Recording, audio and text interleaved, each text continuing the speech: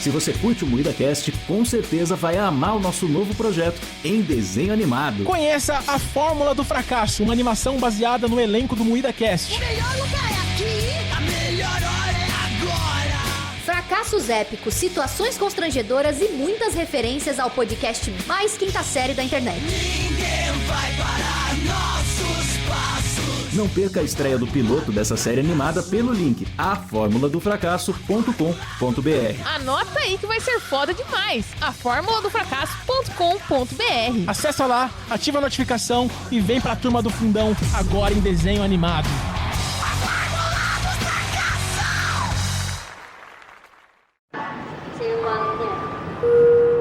Atenção, senhores passageiros.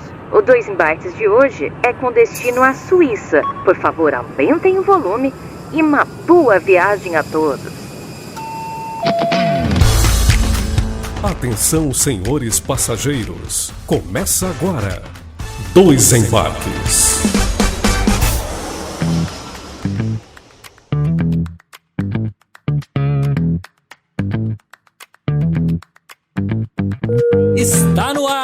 Tá no ar mais um episódio do Dois Embarques. Eu sou o Caio, tô aqui como sempre com ele. Fala, Klaus, beleza, meu querido? Opa, fala, Caião, tudo certo, mais uma vez aqui embarcando nessa aventura, hein, Caião? Mais um episódio extra na timeline do seu Dois Empregos essa semana. Exatamente, Dois Embarques saindo aí no começo da semana.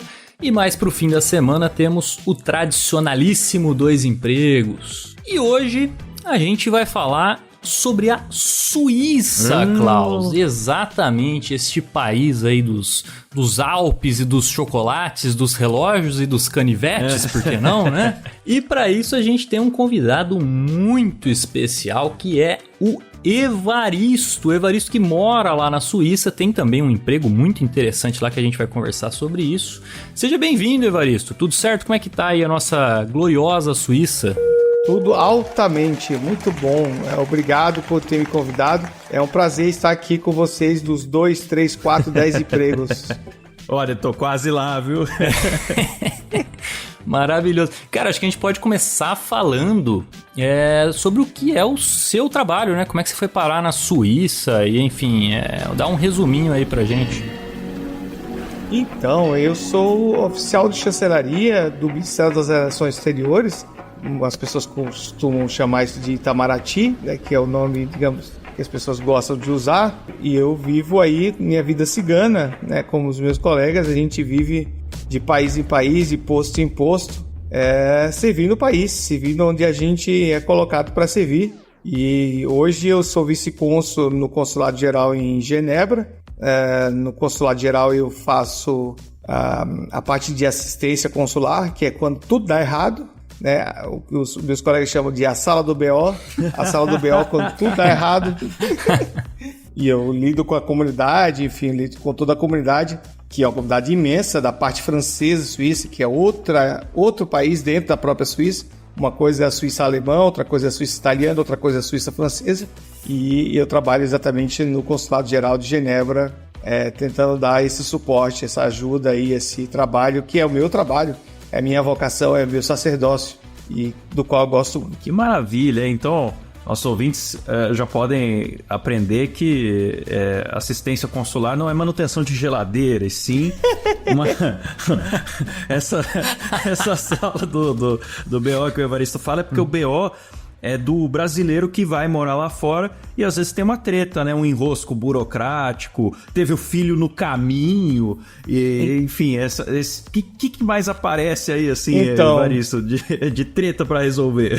Olha, bom, eu estava antes em Singapura, né? Então era um outro tipo de comunidade, obviamente, com outro tipo de perfil. E na Suíça eu costumo dizer que é assim, a rede de arrasto, né? Aquela rede de tarrafa, né? Assim, tem de tudo. Tem desde o milionário, o bilionário, ao pessoal que vem, infelizmente, com uma situação migratória frágil, né? Sem papéis, sem visto, mulher que apanha, menino que não é registrado, enfim, tem de tudo. É realmente uma comunidade bastante diversa e com um grau de complicações e de eu diria até de conhecimento, que demandam um conhecimento da gente muito sofisticado, na verdade. Porque são situações muito, muito, muito diversas.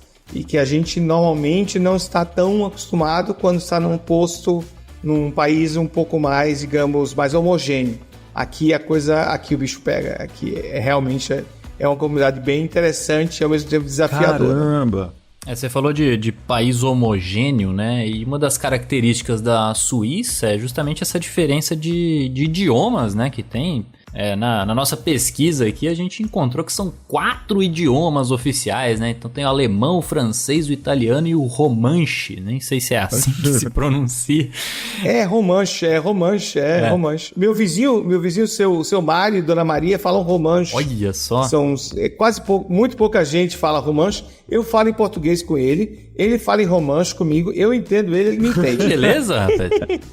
É uma língua muito antiga, é uma língua ligada ao antigo latim vulgar, que o português também deriva do latim vulgar.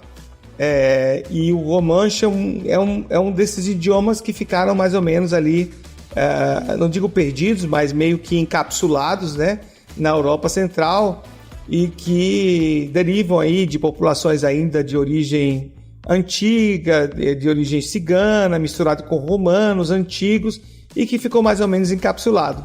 Legal. Então, enfim, muitas palavras, muitas estruturas são verdadeiramente próximas do português, até muito mais do que do francês. Olha só, mas na verdade o país ele é meio que, como é que eu posso dizer, dividido assim, é uma região específica que você vai encontrar que fala mais o francês, outra região específica vai falar mais o italiano, outra específica vai falar mais o alemão, ou já virou uma mistureba, se você entrar, sei lá, em alguma loja ou placa de trânsito vai ter os 4 idiomas, como é que é? Não, aí assim, só em lugares muito, muito específicos em que já está uma transição, que é o caso de Bienne, você vai ter uma população que fala as duas línguas, digamos assim. Na verdade, é o alemão suíço, que não é exatamente o que se chama de Hochdeutsch, né, que é o alemão padrão, é um alemão suíço, que é uma outra viagem. Tá. Mas certamente, o pessoal que está na Alemanha, na parte alemã suíça, Zurich, Berna e tal, normalmente vai falar basicamente alemão suíço e inglês. O pessoal que está mais na parte francesa, que é onde eu resido e onde eu trabalho, normalmente fala inglês por razões de trabalho, mas basicamente fala francês. E isso é um fator identitário, né? Então eles não vão, se eles acham que você pode, se você é capaz de falar inglês ou falar alemão, eles vão falar inglês e alemão. E você que se vire, você que lute. Isso aí. E no trem, obviamente, eles falam em alemão, em francês e inglês. Só quando você realmente está na parte italiana, que é a parte mais ao sudeste do país, é que você vai ouvir mais o italiano. Mas basicamente francês, inglês e alemão. Alemão, enfim, o alemão deles, obviamente, sim, que é um alemão muito específico. Mas pertencimento é uma coisa importante. E às vezes você cruzando de uma cidade para outra, você já percebe a mudança de mentalidade, percebe a mudança de estética, percebe a mudança de postura. Caramba! Você já percebe a postura. A gente sempre pensa que o regionalismo é uma coisa mais característica de países como o Brasil, que tem muitos estados muito grandes, vão ficar meio distante do outro. E mesmo num território assim, relativamente pequeno como é a Suíça, então a gente é curioso, né, pensar que tem todas essas diferenças, né, culturais. O Brasil é muito mais homogêneo. Caramba! Não, nem compara. Nós falamos, não importa se você está em Manaus, se você está no Rio Grande do Sul, você fala basicamente a mesma... você tem diferenças de sotaque, você tem palavras aqui e ali. Um costume ou outro diferente, né? Você tem o R de vocês, que é um R do Tupi-Guarani ainda, das línguas, da língua franca do século XIX. Mas isso está longe de ser, digamos assim, uma diferença que impeça um podcast. Sim. Né? Quando você está falando realmente de alguém que só fala francês ou só fala alemão, esquece. Cada um fala a sua língua e acabou. Entendeu? Caramba, não ia dar pra ter 2 empregos na Suíça, Caião. Só ia pegar uma galera... Ia ser meio emprego.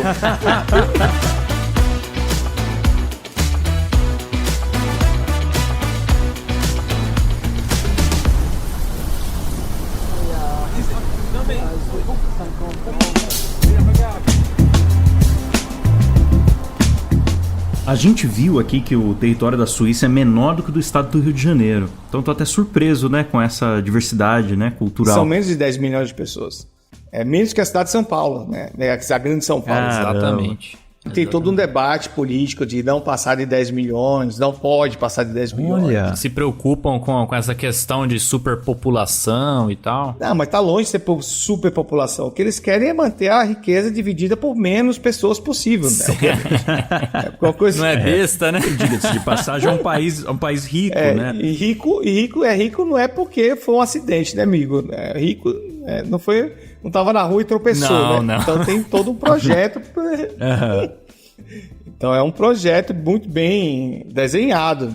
E eu realmente fico impressionado com o desenho de sociedade que eles fizeram, que eu posso gostar ou não gostar, concordar ou não concordar. Mas eles desenharam a sociedade para eles, que faz sentido para eles. Funcional, né? Para eles. Eles, inclusive, não fazem parte da União Europeia, né? Eles se mantêm fora, né, disso daí. Não usam o euro, por exemplo. Tem sua moeda própria e tal. Então... Você usa e não usa, porque você pode ter conta em euro e em franco. Então, isso... Na prática, acaba usando, então... Você pode usar, não pode não usar. Então é um capitalismo de matriz muito peculiar, digamos assim. Eu quero as vantagens de estar na União Europeia e não quero as desvantagens de estar na União Europeia.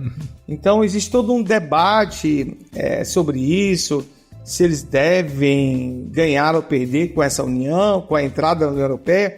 Eles fazem parte do espaço Schengen, que é uma das premissas mais básicas da União Europeia, que é o espaço de imigração única. Então, se você está vindo para a Suíça e passa por Portugal, você faz a imigração em Portugal, por mais que a Suíça não faça parte da Suíça, da União Europeia. Sim. Então, eles fazem parte do Schengen, mas não tem controle fronteiriço, entre aspas, mas eles podem aplicar um controle fronteiriço quando eles quiserem. Então é uma questão mais, digamos assim, mais à la carte. Uhum. Eu posso usar ou não usar, eu posso usar o euro, posso não usar o euro. O franco vale quase a mesma coisa do euro, mas eu posso variar um pouco para cima, para baixo. Então, é uma sociedade, um estilo de sociedade que não desconsidera a realidade de estar envolto da União Europeia e não desconsidera a realidade de que tem seus próprios objetivos. E isso é uma coisa invejável, digamos assim, em termos de pragmatismo, que às vezes a gente peca no Brasil por não compreender certos pragmatismos da vida real. A gente se cai muito em, digamos assim, profissões de fé de certas ideias. E isso pode ser muito ruim para o desenvolvimento do país. Você tem que entender que você está numa condição geográfica. Por exemplo, a nossa condição geográfica de ser vizinho da Argentina não nos dá o luxo de desconsiderar a Argentina, desconsiderar a Venezuela, desconsiderar o Paraguai. E, ao mesmo tempo, não podemos importar todos os problemas ou todas as dificuldades que os nossos vizinhos tenham. Então, essa fineza, essa delicadeza, né, de ser amigo do Caio e do Klaus, e eu não quero os problemas do Caio e do Klaus, mas eu quero a amizade do Caio e do Klaus. Entendeu?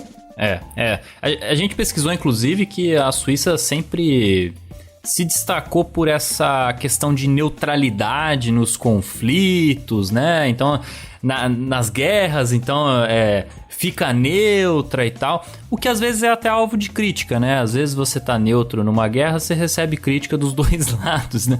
Mas acho que vai um pouco nesse sentido do que você tá falando, né? De colocar essa posição de neutralidade, inclusive nas relações internacionais. Aí, essa neutralidade, ela tem sido mitigada ano a ano, viu?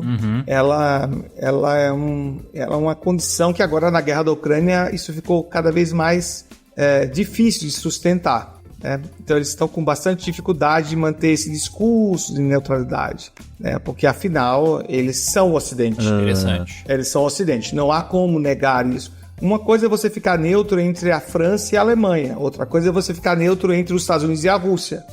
São coisas diferentes. Com certeza. Então, até mesmo essa premissa, digamos assim, esse princípio de política externa não está, digamos assim, completamente na mesma tensão que eles sempre colocaram isso no século XX. É importante dizer que a Suíça passa a ser a Suíça e não a Confederação Helvética do século XVI, XVII, somente no século XIX, com o final das guerras napoleônicas, né? Então, o que a gente chama de Suíça hoje em dia é como a Alemanha. A Alemanha também é um produto do século XIX, a Itália também é um produto do século XIX. Então, a Confederação Helvética...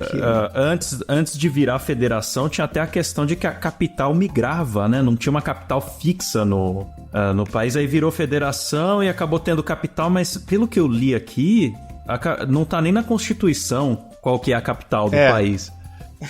Tem uma piada muito engraçada na Suíça que eu me dou o direito de contar, que é uma piada muito boa, é que o presidente anterior da Suíça encontrou o presidente atual e perguntou a ele quem era o presidente atual, porque ele não sabia quem era o presidente.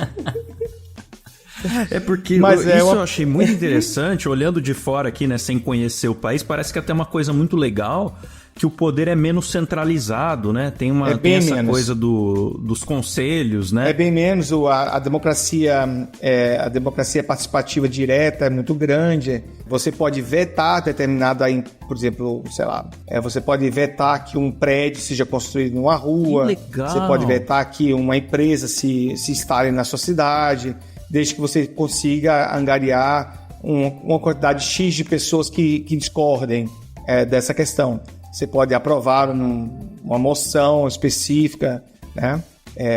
Enfim, é uma democracia que se constitui assim, com uma confederação, ou seja, você tem um conselho de ministros que dirige o país na prática, mas as burocracias são mais ou menos autônomas, os cantões, que seriam uma espécie de estados, têm autonomia para tomar suas decisões em determinados âmbitos, e faz com que cada cantão tenha uma regra específica de currículo escolar, tem uma decisão específica de imigração para a regularização de pessoas sem papel, tem uma definição específica de multas ou de impostos de renda, dependendo do cantão, há cantões com mais imposto, menos imposto, enfim. Realmente, se existe um exemplo, digamos assim, de descentralização, no máximo que isso já foi testado, é a Suíça. Muito mais que os Estados Unidos, muito mais que o Brasil, muito mais, sei lá, que o Canadá, a Argentina. Muito mas interessante. Lembremos, é um país de menos de 10 milhões de pessoas, acho que 8 milhões e algo, enfim. Então, eles debatem entre si. Né? É outro contexto, e quando você já tem problemas básicos já resolvidos, você sofistica os seus problemas, né? Você fica discutindo se a grama será mais alta, mais baixa, se você vai... Né? Que delícia, né? Poder discutir isso aí. É bom. Eu tô brincando, mas eles debatem coisas sérias também. Eles estão agora debatendo seriamente se vão ter salário mínimo, não vão ter salário mínimo, se eles vão ter... Alguns cantões têm salário mínimo, outros não têm. Se vão ter 13º salário, se não tem 13º salário, enfim. Então tem vários debates que não estão dados. Para nós parece que é uma coisa dada, mas para eles ainda não é uma questão ainda resolvida em vários aspectos. Legal, muito legal. Interessante.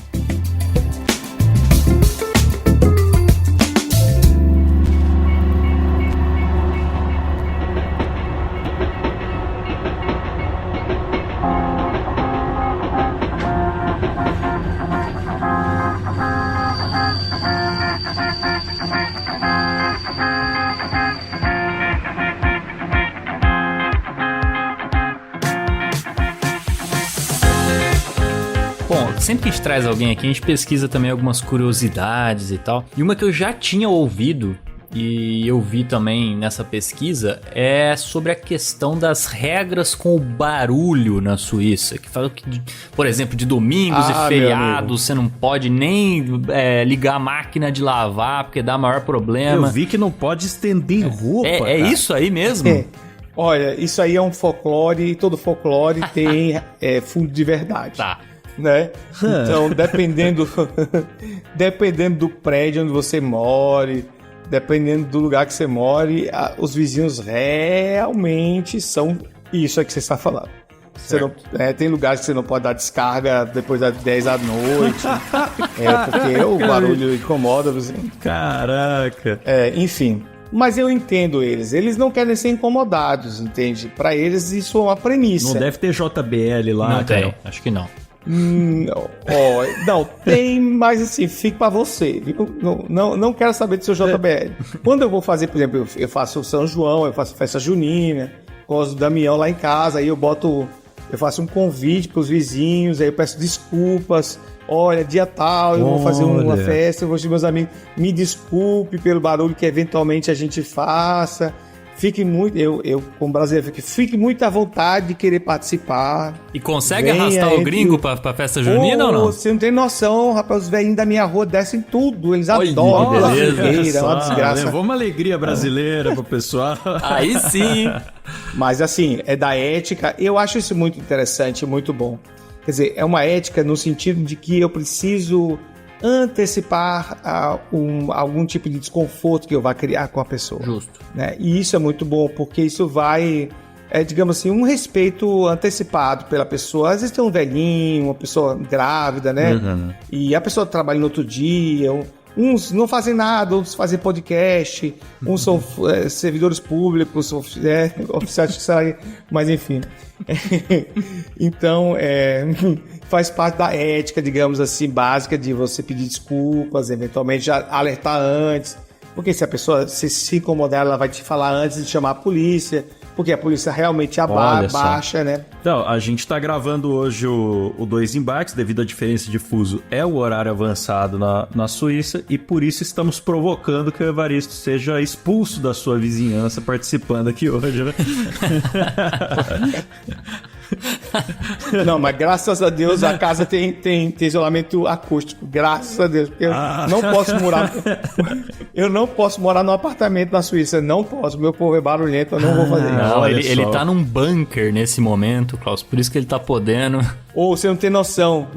Caio, você não tem noção. Cada casa tem um bunker nuclear no subsolo. Eu vi isso, cara, que loucura. Uma parede dessa grossura.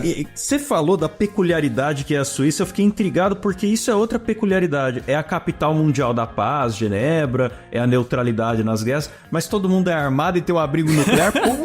Como que se explica isso? A vida é contraditória, viu, seu Klaus? Não sei se alguém te contou isso, tá? Mas a vida é contraditória. Não, meu amigo, essa é uma coisa que o brasileiro tem, eu não diria romantismo, mas digamos assim, uma certa ingenuidade de achar que porque você defende uma ideia, você vai aderir às consequências da sua ideia. Não, você adere à ideia e se prepara para a não ideia. Uhum. Justo. Você entendeu? Então todos os homens na Suíça vão para o exército, todos os homens vão para o exército. E todos os homens voltam para casa com o seu AK-47, que fica no seu subsolo. Olha só, né? Cara. Que depois ele vai fazer renovação do seu serviço militar ano a ano, até uma certa idade, que eu não sei exatamente qual é, não me interessa muito saber. E depois eles devolvem o fuzil dele de volta para o exército. Não, o país é altamente armado. Todos os túneis que circundam a Suíça são minados, tem minas de destruição e o que faria com que a comunicação com a Europa ficasse a zero, entendeu? E são cheios de túneis para eventuais... as cidades são monitoradas para ataque aéreo. Esses dias teve um alarme falso no cantão em que eu moro, que é o cantão de Vaud, todo mundo ficou desesperado porque era um alarme de ataque aéreo. E ninguém entendeu no momento, porque ninguém, né, há quanto tempo não há um ataque aéreo, né, na Europa, e mais ainda na Suíça. Uhum. Mas o ataque aéreo, quer dizer, a cidade tocou. O fato é que o risco de um ataque nuclear, o risco de uma explosão nuclear num país que precisa de energia nuclear para funcionar, o risco de uma guerra não é pequeno e não tem como desconsiderar isso, não tem como se agir de maneira ingênua. E seria ingênuo achar que porque você é neutro, todo mundo vai achar que você é o máximo. Nada garante. Uhum. A Bélgica era neutra, a Noruega era neutra e foram invadidas pelos alemães. Então isso não diz coisa nenhuma. Os interesses estão aí, enfim. E com o aperto que os americanos fizeram na Suíça para o fim do segredo, das contas bancárias e tal, menos ainda o discurso da neutralidade funcionaria num caso de ataque real ou de ou de uma guerra generalizada na Europa. Olha só, inclusive tem um dado interessante, Caião puxou na pauta aqui, os suíços têm mais armas por habitantes que os iraquianos e mesmo assim um número muito baixo de mortes causadas por tiro. Isso não existe, né? Porque realmente ninguém vai se avorar a pegar um dessas armas e sair na rua. Aliás, você vê os meninos que estão indo para a caserna, né? Para o serviço militar, que é a expressão em francês, e em alemão também. Você vê até que eles levando os seus fuzis nas costas, sem balas, né? Mas em hipótese alguma você vai ver alguém armado na rua. Isso não existe, em hipótese alguma. Em hipótese alguma, isso não existe. Você vê alguém se avorando sair na rua com algum tipo de armamento. Porque a arma e segurança é uma contradição. Você se arma para um inimigo externo, você não se arma para se proteger de ladrão, de assaltantes. Isso não faz diferença nenhuma. Mas eles são altamente armados. E eles têm tudo que há de melhor de F-16, F-24, e aí vai. Enfim, eles podem se armar de tudo. Aí você fica protegido, né? Além de ter bons canivetes, hein? É engraçado que isso faz parte de essa coisa dos canivetes, do branding, né, Suíça, né, made in Switzerland, Swiss made, né? Isso é uma estratégia muito bem montada. Foi uma estratégia muito bem montada depois da Segunda Guerra para meio que dirimir um pouco o custo de imagem que foi a ser neutro em relação aos alemães, por ter sediado determinadas coisas do ouro judeu. Enfim, então tem toda uma estratégia aí bem montada de propaganda e de imagem, mas isso não tem relevância nenhuma econômica, tá? Nem chocolate tem relevância econômica, nem canivete tem relevância econômica. Relógio tem. Nem o chocolate? Não tem relevância nenhuma. Mas o relógio tem muita relevância. O Rolex, né? Mas eu li aqui hoje, né, também dando uma pesquisadinha aqui pro nosso papo, que o pessoal, eu achava que o Rolex era a questão só da grife, né? Mas não é, tem gente que compra e não é pra usar, é pra guardar em casa pra ele valorizar como um ativo de investimento. Isso me chocou também. Eu tenho uns 15 aqui, viu? Eu tenho uns 20. Esse aqui mesmo tá quebrado, mas é porque eu não quis ainda resolver. Mas não brincando. Não. É porque quando você é muito rico, né? Muito rico, eu não tô falando da riqueza que a gente está acostumado no nosso nível, né? É uma riqueza completamente fora da casinha. Imobilizar recursos com relógio, com joias, com ouro, é uma forma de você preservar a riqueza para o futuro, né? E isso, vocês vai ter, e aí, bom, os milionários do mundo, os chineses, os russos, os americanos, enfim. No fundo, você não tem muito como imobilizar tanto recurso, percebe? Quando se tem muito dinheiro, você precisa imobilizar isso em algum ativo que não seja necessariamente uma conta numérica, que pode virar pó no dia seguinte. Então, o que o tiozão aqui faz com o terreno, a galera lá também faz com o Rolex. Mas engraçado que os grandes investidores, só 20% dos suíços têm casa própria. Nossa. Então, basicamente, a propriedade das casas é basicamente de grandes investidores e fundos de investimento e tal. Então, a Rolex é uma grande imobiliária também. É uma grande detentora de imóveis. Ô, louco! Então, imobilizar recursos, os grandes players mesmo, os grandes players do capitalismo imobilizam recursos em coisas bastante tangíveis, como, por exemplo, imóveis, com relógios e joias. E alguns compram Chopard, né? Alguns são barrados na Receita Federal, né? No aeroporto do Guarulhos. Mas enfim, é a vida. Né? E isso eu acho que é uma diferença cultural muito interessante, né? Pensar que a maioria não tem. Aqui no Brasil, assim, tem o sonho da casa própria. Você acha que casa aí é mais visto meio que como um serviço mesmo, assim? Tipo, não, porque é inatingível. Uma casa pode custar 1 milhão de francos. Assim, um apartamento de 80 metros quadrados custa 1 milhão de francos. Isso vai custar 6 milhões de reais. Isso é inatingível para a classe média, entendeu? Então você vive de aluguel mesmo, não tem? É um preço que você não é capaz de pagar. Ah, realmente.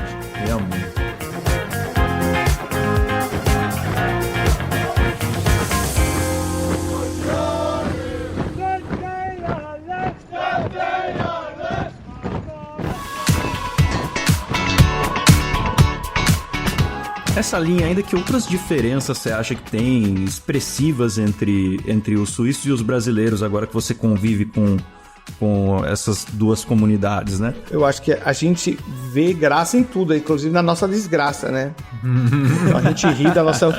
O Dois Empregos é sobre isso. 180 episódios no ar sobre isso. Então, um podcast com 2 empregos eu acho muito difícil acontecer na Suíça, mas acho muito difícil. Então, rir da sua própria desgraça eu acho que é uma facilidade que nós temos, que é um escape que a gente criou como capacidade de viver, e talvez eles não tenham isso como valor, por exemplo. Rir de si mesmo, fazer galhofa de si mesmo. Olha só. Né? Perceber nas pequenas coisas uma felicidade inata, né? Eles são muito educados, assim, eles são muito mais educados que a gente no sentido formal. Mas a gentileza não é no mesmo patamar, digamos assim. De ver alguém cair no chão e você rapidamente se coloca na posição de ajudar aquela pessoa para levantá-la e tal. Eles demoram um pouco mais para reagir, assim, para chegar junto, né? Então, nós vimos aqui recentemente com a tragédia no sul do Brasil. É normal a gente acabar se pegando, sempre falando mal do Brasil, né? Até porque a gente tá aqui e convive com os problemas de perto. E aí, a gente viu quando teve a tragédia do sul, uma generosidade, assim, da população que se aflorou muito, e pessoas fazendo coisas muito surpreendentes, inclusive, né? Tanto pobres como ricos, assim, enfiando o pé na lama mesmo, saindo... Até o ponto de terem que falar, chega de mandar roupa, chega de vir gente, já ajudou, já deu, né? Até tumultuando, que todo mundo queria ajudar de sua forma. Essa coisa de você ser muito dado, né? Que chega a ser... Passa do limite rapidamente, você passa... Às vezes você passa do limite do razoável, porque a pessoa nem tá pedindo, você tá lá, né? Querendo, né, se colocando. Eles estão muito aquém desse passo e se preservam muito nesse papel. Se você precisa de ajuda, ok, vamos ajudar, mas isso não vai partir assim desse jeito que você falou, Klaus. Definitivamente. Até porque eles não vivenciaram nos últimos, 100 e tantos anos uma experiência como essa, né? Quando eles tiveram uma pobreza imensa lá no século XIX, eles exportaram os pobres para o Brasil, né? Nova Friburgo é um reduto de imigrantes suíços do século XIX, Nova Friburgo no Rio de Janeiro. Migraram bastante para os Estados Unidos e migraram bastante para a Argentina.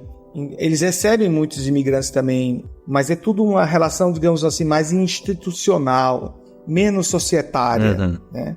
É mais uma relação que tem a ver com as leis, que tem a ver com subsídios, e menos com a minha relação direta com essa pessoa. E isso é uma coisa que eu, por exemplo, trabalho bastante com meus filhos, para que eles não percam isso que você descreveu, Klaus, que não há hipótese de uma senhora entrar no ônibus e eu não fazê-lo levantar para que ela sente no lugar dele. Ponto. Né? E isso, infelizmente, não é um comportamento que você vai encontrar a qualquer momento. No trem da Suíça. Infelizmente, quando o capitalismo está nesse nível de desenvolvimento, o individualismo ele é exacerbado. Interessante. Né? E aí, enfim, infelizmente, isso leva ao ensimesmamento, digamos assim, a autocentralidade, né? Você fica autocentrado, e isso é um passo para indiferença, é um passo para depressão e um passo para o suicídio. Então, a taxa de suicídio não é pequena, né? A taxa de suicídio não é pequena, apesar da riqueza. Inclusive aí vocês têm a questão do suicídio assistido, né? Que é um dos poucos países que tem essa questão aí. Não sei se você tem alguma que na verdade é eutanásia, né? É mais eutanásia do que suicídio, né? É só eutanásia. Tá. Sim, claro. Se você quer pagar por isso, se você está consciente ter um laudo médico, psicológico, psiquiátrico de que você, enfim, tem uma doença terminal, é uma decisão sua. Na visão deles, é uma decisão sua. Não cabe ao Estado, à sociedade interferir nisso. Certo. Enfim, é uma sociedade realmente que leva muito a sério essa questão. Apesar de cobrar imposto religioso, né? Então, se você se declara, sei lá, presbiteriano, anglicano, católico, e você está registrado na sua comuna, você pagará um imposto anual que irá diretamente para sua congregação, para sua igreja. Mas eu acho que até tem um pouco a ver com essa questão da descentralidade do poder, né? Acaba que, se os indivíduos têm poder, eu acho que essas organizações de indivíduos, como é o caso da igreja, acabam também absorvendo algum... É porque eles querem preservar a coesão social, né? Eles querem preservar a todo custo a coesão social. E isso é uma coisa que a gente tem que aprender, né? Como manter a coesão social, né? Por exemplo, muito difícil você ver um suíço batendo boca com o outro porque fulano vota no partido X, o outro fulano vota no partido Y. Você não vai ver isso, entendeu? Porque para eles, se isso acontecer, é um problema de natureza societária, né? Você perde a coesão social, né? Então, para eles, isso é um valor muito importante e isso eu acho que é muito interessante. Muito dificilmente você vai ver proselitismo religioso, proselitismo político. Muito difícil. Você tem, claro, petições, as pessoas lá com sua banquinha, recolhendo assinaturas e tal, mas é muito difícil que alguém entre em debate acalorado por alguma questão mais específica, porque eles acham que isso pode criar determinadas... até no jogo de futebol, assim, às vezes eu me exalto e reclamo do juiz porque meu filho joga futebol com uma equipe suíça e aí os moleques, né, bom, futebol é futebol, né, alguém pega por trás e levanta, né, moleque, e o juiz não marca, e eu falo assim, mas você não viu, não sei o que, o treinador, não faça isso, não reclame do juiz. Eu falei, mas como assim não reclame do juiz? Não, isso aí não reclama isso do aí juiz, não é não obrigado por lei a fazer isso. Tá isso. errado, você vai me desculpar, eu sou brasileiro e aqui funciona da seguinte forma, você vai no estádio e todas as decisões que o juiz tomar a favor do adversário, ele está errado.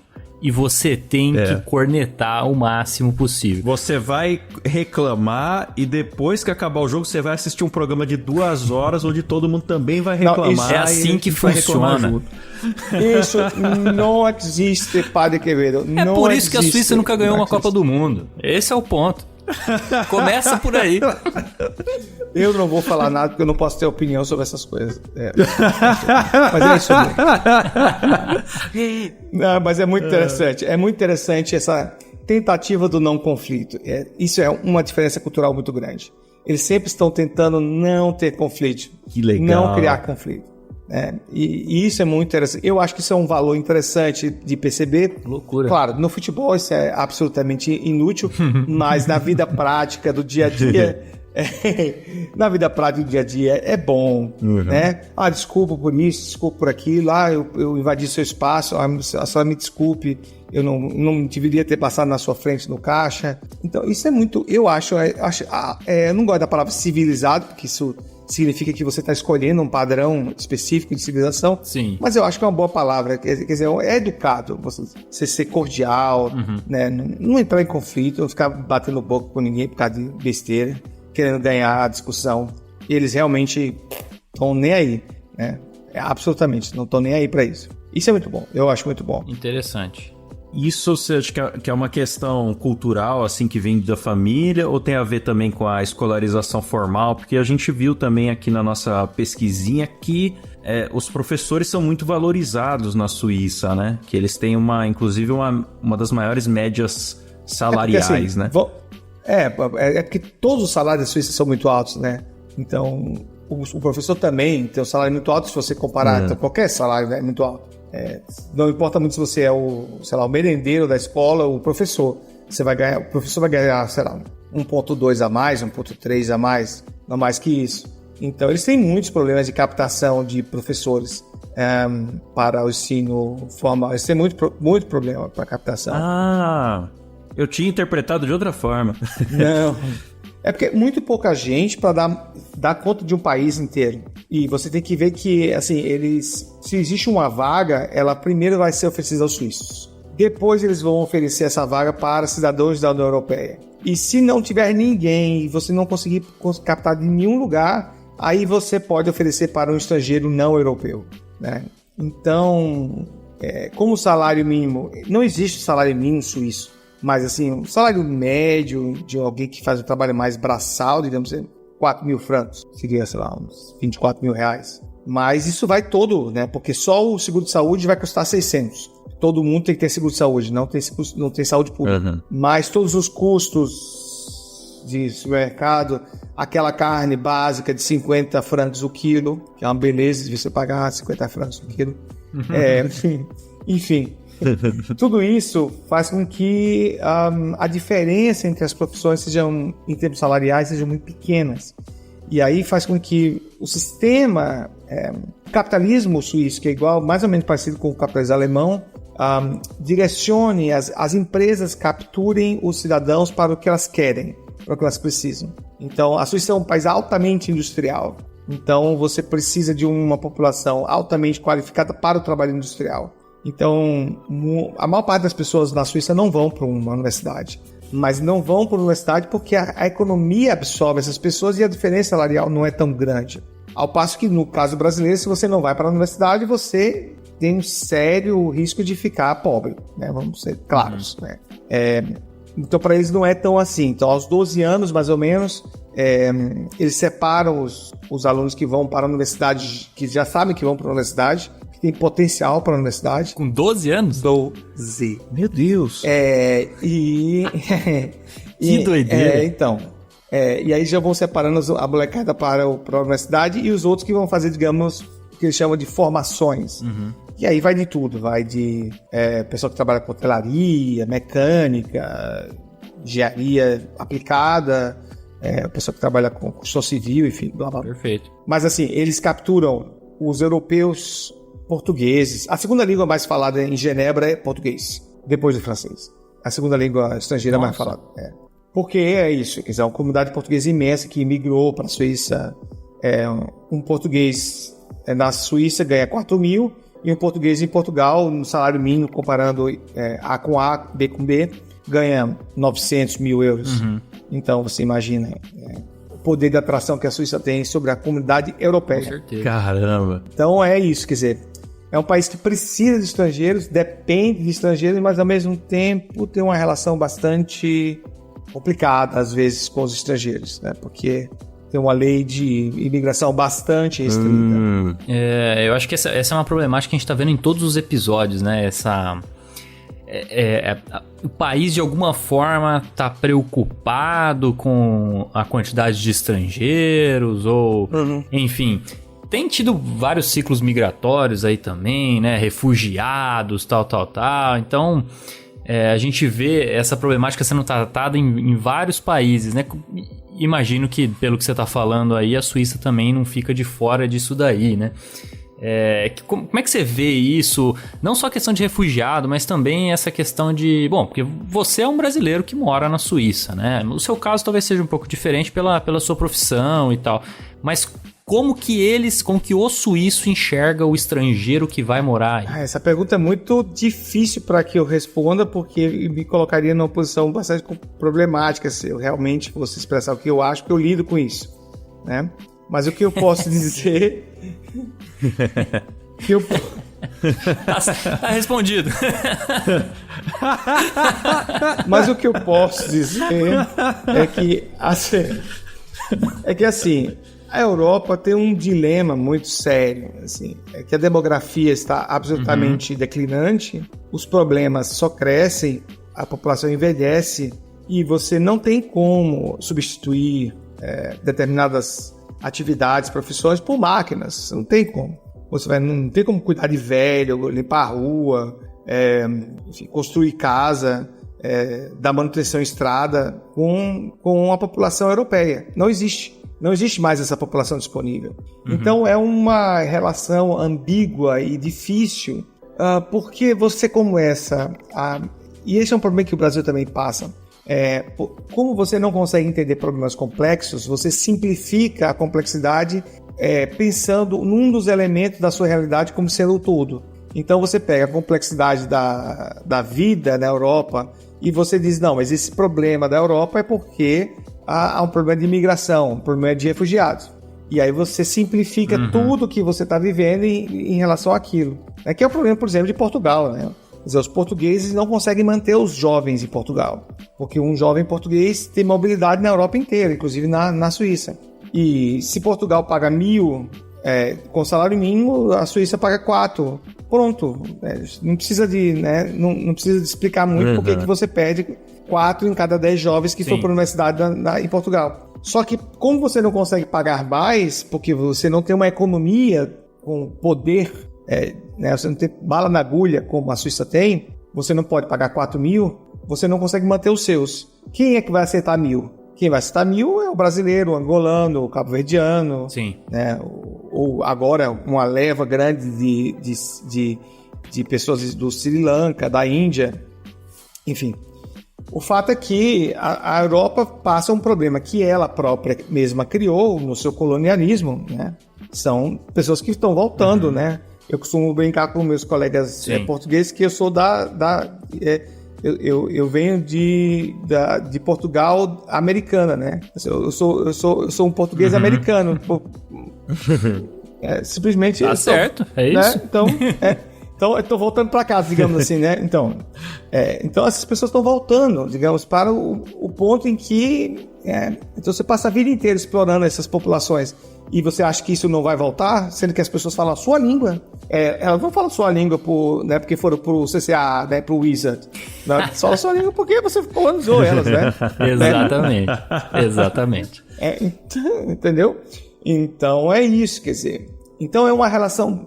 de certa maneira hipócrita, né? Bastante hipócrita. Só que para o eleitor médio, que precisa de certezas simples, como a imigração, que a imigração é um problema, de que são os imigrantes, a fonte da criminalidade, isso e aquilo, isso é uma forma muito fácil de você galvanizar, de você unir as pessoas em torno de uma bandeira, e blá, blá, blá. Mas quando, na verdade, o problema é muito mais complexo. O problema é muito mais complexo. O problema é extremamente complexo. O problema e sem os imigrantes não existe a Europa. Ponto. A Europa não existe sem os imigrantes. Tem um filme muito bom, que é um filme da década de 90, muito engraçado, na verdade. É uma distopia, se chama Um Dia Sem Mexicanos. É um filme muito maluco que cai um raio, sei lá, um meteoro, e aí os mexicanos todos desaparecem dos Estados Unidos. E aí o país para. Não tem não tem ônibus, não tem entregador de pizza, não tem ninguém para limpar nada, não tem ninguém para distribuir nada, não tem ninguém para ir no Walmart, não tem nada. Nossa, fiquei curioso para ver esse filme. É muito bom. Um Dia Sem Mexicanos, é muito engraçado. É uma distopia, mas é isso mesmo. Interessante, né? Então, suponhamos que cai um meteoro na Europa e desapareça os imigrantes. A Europa para. Esquece. Para, com certeza. Então, assim, e no fundo, o que é imigrante, né? Quem é imigrante? Né? A quem pertence o quê? Essa é uma ideia mitificada, né? O que pertence a quem? No fundo, no fim do dia, como diriam os americanos. Eu não gosto muito dessa expressão, no fim do dia. Mas assim, a quem pertence o quê? Né? Assim, eu posso simplesmente ser confrontado por alguém tupi-guarani e dizer assim, não, você não pertence aqui, volta pra Europa. Aí eu chego na Europa, não, você não pertence aqui, volta pra lá. Você vai dizer, eu vou ficar onde, né? Na Ilha do Sal, na Ilha dos Açores. Pertence aonde, né? Entendeu? Então, assim, ou a gente baixa um pouco a bola de quem pertence o que a quando e integra as pessoas de maneira adequada para que todo mundo contribua com o processo, ou a gente vai meio que se perder nas palavras, entende? Nos objetivos, porque ninguém... até porque você olha pra aulinha de história lá da escola mesmo, né? E o que acontece? Todo mundo invadiu todo mundo colonizou todo mundo trocou com todo mundo. E aí você fica naquela. Realmente é uma conta que você vai puxando o fio do novelo, a conta não acaba. A conta não acaba e ela é injusta porque coloca todo mundo no mesmo patamar de problemas, né? Quer dizer, uma coisa é uma pessoa escravizada que foi levada para o Brasil, capturada. Outra coisa são os meus antepassados. Eu fiz o meu DNA, quer dizer, o meu povo está em Sergipe há 400 anos, pelo menos, e não tem cruzamento nenhum com o negro. E eu sou de um lugar de pessoas negras, entende? Então, uma coisa, a minha posição de branco, de classe média baixa, mas branco. Outra coisa é alguém escravizado. E aí eu vou ter um discurso contra imigrante. Veja o nível de contradição histórica que isso tem. Quer dizer, é um nível de contradição histórica que não faz nenhum sentido lógico, mas que simplifica a forma de pensar. E as pessoas precisam dessas simplificações para pensar, e isso é muito ruim, né? Enfim, falei demais. Back to you.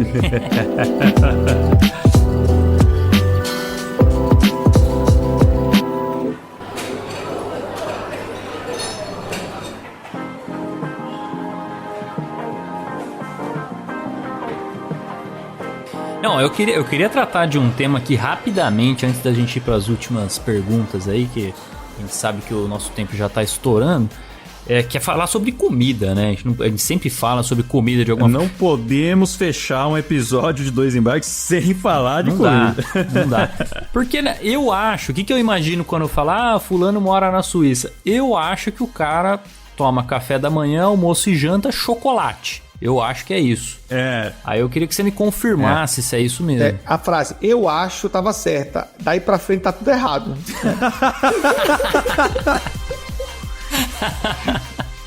Não, é claro que eles comem bastante chocolate. Não é esse o ponto. Claro que eles comem. Mas não é esse. Definitivamente. Não é essa. Claro. Mas como que é? O que o povo come? Olha, isso é bastante díspare, viu? Eu não diria que tem uma cultura alimentar tão enraizada como a nossa. As coisas são mais ou menos fluidas assim. Tem gente que come mais pão, assim, cultura de comer pão bastante grande. As pessoas não almoçam muito como a gente almoça, sem parar, sabe, para fazer um almoço, comer feijão, arroz, eles meio que comem uma pasta lá qualquer, uma salada e tal, um sanduíche. Então não é uma cultura. Eles jantam mais do que almoçam, eles deixam isso para mais depois. A cultura do queijo, essa é realmente muito forte, talvez mais forte que do chocolate. A cultura do queijo é muito, muito forte. Boa.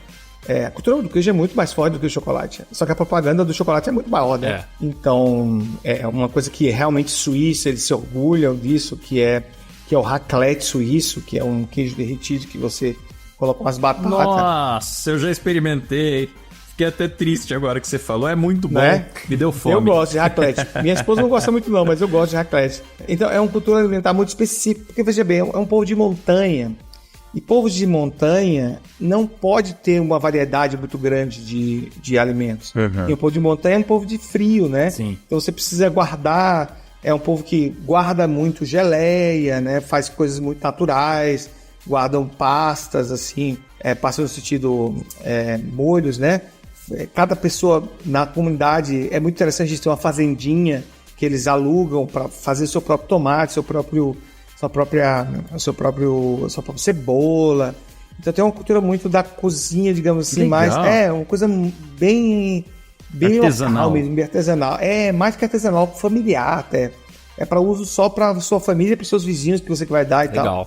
Então eu diria que é uma cultura mais simples do ponto de vista da diversidade, mas mais consciente do seu espaço geográfico.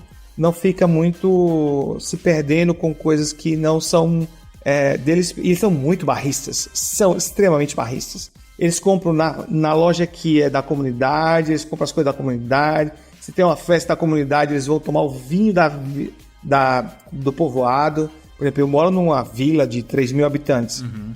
Numa vila no sentido...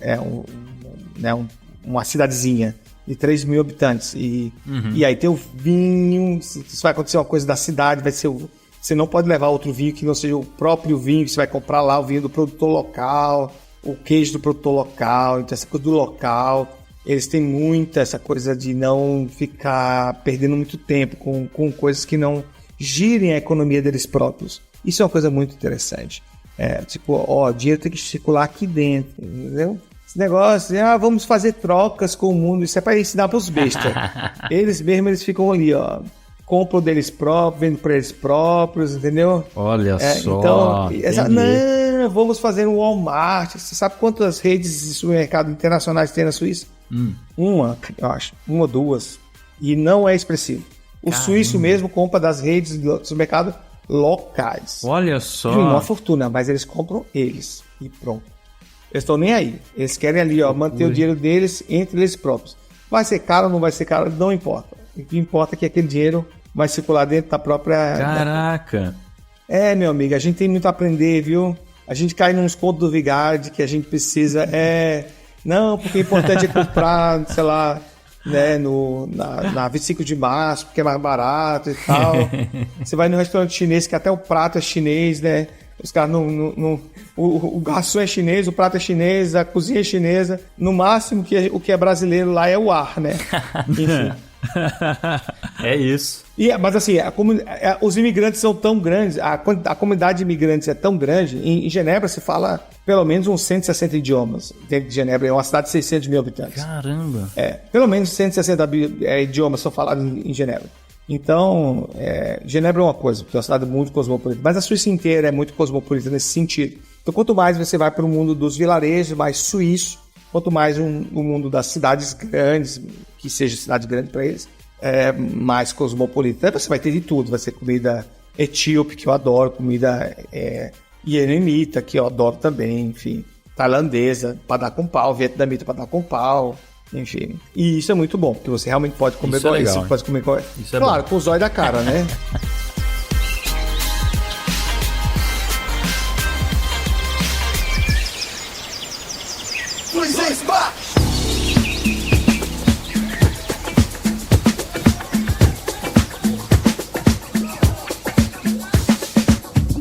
A gente tem umas perguntas tradicionais aqui que a gente faz para todos os convidados que vêm aqui. Fique à vontade para elaborar o quanto você quiser, ou se quiser ser mais direto também, não tem problema. Mas eu sempre pergunto para todo mundo que vem aqui é o seguinte, né? O que você acha que o brasileiro poderia aprender com o suíço? Né? Você falou algumas coisas ao longo do programa, mas você pode escolher um ponto principal aí. Mas também o que o suíço pode aprender com o brasileiro, né? Que você também deu uma pincelada aí ao longo do episódio, Eu né? diria por ser capoeira, né? Por ser da capoeira, eu diria que a gente tem muito a aprender com eles a antecipar o golpe. Né? Certo. Eles sabem antecipar. Eles realmente querem antecipar as coisas. Eles não querem ser surpreendidos com um corte de água que a companhia de água, sei lá, como é, a Sabesp vai cortar amanhã, porque, né, isso seria motivo de revolta popular. Então, amanhã, não, tem que ser muito planejado. Antecipar o golpe, né? Um bom capoeira sabe antecipar o golpe. Olha só. E um bom capoeira também sabe se adaptar rapidamente ao golpe. E isso eles não sabem. Eles não, literalmente, eles não sabem se adaptar ao golpe rápido. Eles demandam muito tempo, eles são muito lentos. São muito lentos a adaptação para mudanças rápidas, bruscas. E a vida é imponderável. A vida, enfim, como na capoeira, você pode receber um golpe que você não sabe de onde veio. Ou você dá uma esquiva, ou você toma o golpe. Então, isso eles não estão longe dessa nossa capacidade de esquiva. Né? Quer dizer, o brasileiro, de uma maneira geral, trabalha na fresta, né? Você acha a fresta e passa por ela. E você não enfrenta o sistema, você acha a fresta e passa por ela. Eles não acham a fresta. Eles estão na frente da fresta e não vê a fresta.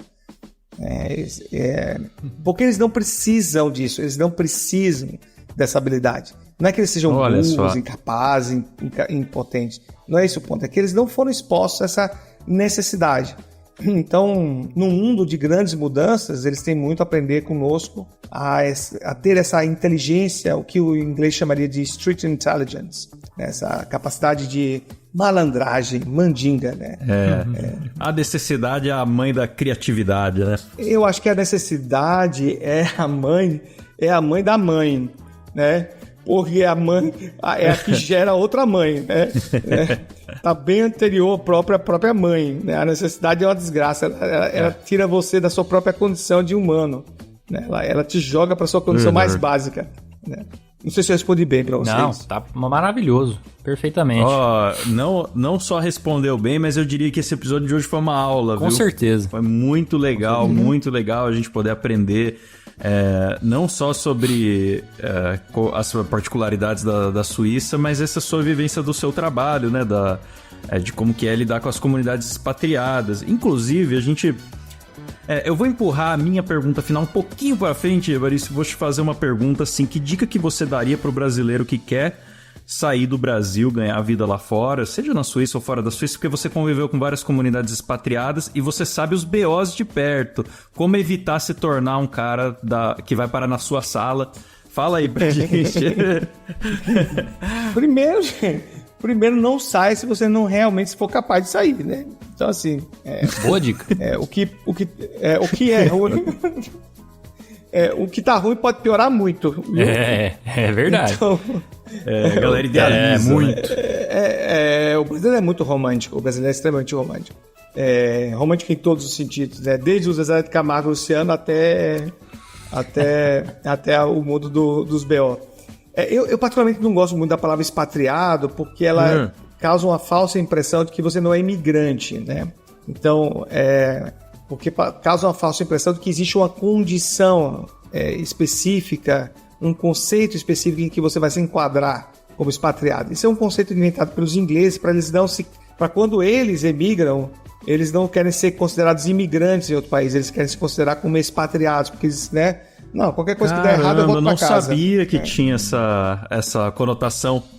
Sim, não. É uma conotação colonial. Ela tem uma conotação de profunda colonialidade. Mas eu costumo colocar todo mundo no mesmo balaio, inclusive eu, que tenho, digamos assim, uma proteção diplomática, né, consular. Nós somos imigrantes, não importa o nome que você dê, não importa o nome que você vai dar pro cachorro, ele é cachorro. Entende? Ele é um ser canino. E daí? Ele é um cachorro. Né? Então, né? Quando você ouve o barulho de um casco batendo no solo, 99% das vezes é cavalo ou é burro, 1% pode ser zebra e nenhum por cento é unicórnio, né? Então, como imigrante, você tem que ter um preparo adicional que uma pessoa que não está imigrando tem, né? Quer dizer, você tem que ter reserva, você tem que ter uma condição migratória legal, minimamente razoável para estar ali. Na Suíça, não venha para a Suíça pensando em ter visto, porque ninguém praticamente tem visto para a Suíça, a não ser que você tenha a cidadania europeia, esquece. A maior parte dos brasileiros que estão ou chegaram ilegais e viraram legais depois, ou estão na condição, infelizmente, de não legalizado. Na Europa, Portugal ainda é uma possibilidade, mas agora fechou bastante com o fim do regime de manifestação de interesse, e agora você precisa pedir um visto antes de sair, se você não quiser ficar ilegal. Enfim, emigrar, a gente não usa muito a palavra no Brasil, emigrar. A gente usa mais a palavra imigrar como se fosse um sinônimo para emigrar e imigrar. Emigrar é uma situação que demanda planejamento, demanda estofo financeiro para aguentar o tranco. Os primeiros meses são terríveis, você cai em conto do vigário rapidamente, você não entende os signos, os símbolos do país que você está, então você pode rapidamente cair numa situação bastante complicada. Então eu diria que emigrar hoje em dia não é fácil, não é simples, nunca foi, mas está cada vez mais difícil, até por causa das restrições que a Europa e os Estados Unidos estão impondo. Enfim, mas decidido emigrar, emigre com, digamos assim, alguma preparação e capacidade financeira, porque senão pode dar muito errado. Muito errado. Boa. E estude muito o país pelas fontes primárias. Nada de grupo de WhatsApp, nada de podcast, nada, brincando. Nada disso. Para com isso de ouvir podcast. Não te agrega nada isso. Não, mas se vai emigrar, leia os sites, leia as fontes primárias. Nada de perder tempo com pessoas que fazem leituras. Não faça isso. Você pode cair numa zona muito problemática. Muito problemática. Dica de ouro, hein? Evaristo, e a nossa pergunta, então, saideira, né? Assim como o Caio perguntou o que um povo tem a ensinar pro outro, eu sempre costumo perguntar o que mais você tem saudade do Brasil e o que mais deixaria saudade caso você fosse embora da Suíça para qualquer outro lugar. Eu tenho mais saudade do Brasil. Eu tenho um problema muito sério, porque eu realmente, como eu sou cigano há muito tempo, eu já perdi um pouco da condição da saudade. É uma desgraça dizer isso. Olha só. Então, a minha condição é não estar em lugar nenhum, eu já meio que perdi um pouco essa condição da saudade, porque a condição da saudade é uma condição do estar. permanentemente no espaço. Mas o que me causa mais é o xodó. Eu acho que é essa palavra que me encanta. Quando alguém diz xodó, isso tem a ver com um encapsulamento de sentimentos. Né? Quando você é sua mãe, é seus irmãos, é seus amigos, que tem aquele xodó. Né? E como você fala encapsula os seus sentimentos, porque sentimento e linguagem é a mesma coisa. Eu tenho mais saudade desse xodó, desse aconchego, dessa delicadeza sentimental. E quando eu sair da Suíça, o que eu vou mais sentir falta é dos trens. Uma beleza. Trem suíço, caro pra cacete, mas é ótimo. É uma maravilha dos deuses. Que maravilhoso, que maravilhoso. Muito obrigado, viu, Evaristo, por dar essa moral aqui pro nosso programa.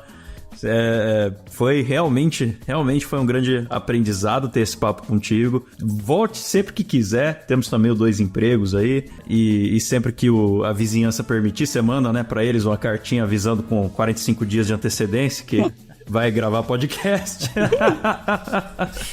Mas agradecemos demais. Se quiser mandar abraço, falar Instagram também, né? Acho que não é muito típico da sua função divulgar Instagram, mas às vezes tem algum projeto, enfim. Fique à vontade.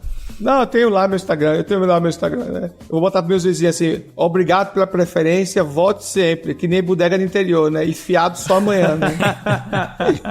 Maravilhoso. Muito obrigado, então, Evaristo, porque foi uma aula realmente. Sim. E, pô, espero que a gente converse outras vezes aí, cara, porque a gente sai dessa conversa aqui com um gostinho de quero mais, né? Com certeza. Quem sabe uma ida no 2 Empregos aí pra falar mais do seu trabalho, né? Sim. E muito obrigado. Fica aí o nosso agradecimento e volte sempre. E qual que é o Instagram? Meu Evaristo 33, até meia-noite.